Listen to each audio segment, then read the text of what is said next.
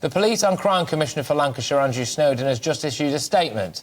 It says the unprecedented media and public interest in this case, whilst welcome for appeals for information, is challenging for the family and friends of Nicola and officers and police staff dealing with unsubstantiated rumours and speculation on a daily basis. I'd like to thank all members of the public who've provided helpful information to Lancashire Police. The police are being as transparent as they can be on what is an incredibly sensitive and complex case. This includes continued external support from the National Crime Agency and others as appropriate. So essentially it's quite a similar thing to what they've said in the past. Joining me now is psychotherapist Lucy Beresford. Lucy, thank you so much. We had there Hamish Brown, MBE, distinguished police officer, saying that the police are doing everything they can, praising the way that they've handled this. My concern is that they've done the worst of both worlds, which is not protect the family or Nicola's reputation at the same time as not using useful information to help with the search. What's your take on this? Because if someone came out and said maybe about one of your relatives that she had a problem with alcohol and, was blaming hormones for stuff, I don't imagine it'd go down that well. I'm extremely uncomfortable about that information coming out. From a clinical perspective, you now know something about Nicola that perhaps none of us really needed to know. I'm fully in agreement that dive teams might have needed to know that, or other members who were involved in the search.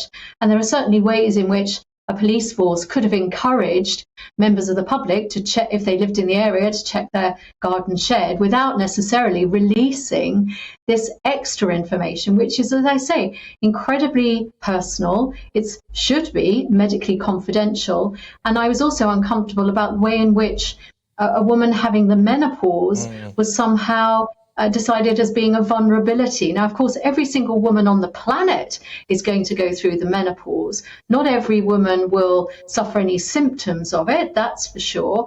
But the idea that somehow this is something that could be stigmatized, it's a very common thing to find that people do look down on women who are going through the menopause. It's often treated as the butt of a joke, or actually worse, it's treated as something very, very unimpressive. You hear phrases about crazy women and women in the attic, but at the same time, you still don't expect that information to necessarily be leaked to the national press. So that's my level of discomfort. Yeah. What should they have done then, Lucy? Because I can see the argument that if they'd have done this initially, if in the first couple of days they had to have said what they've basically said, which is that unfortunately Nicola clearly has issues when it comes to alcohol. That's been out there.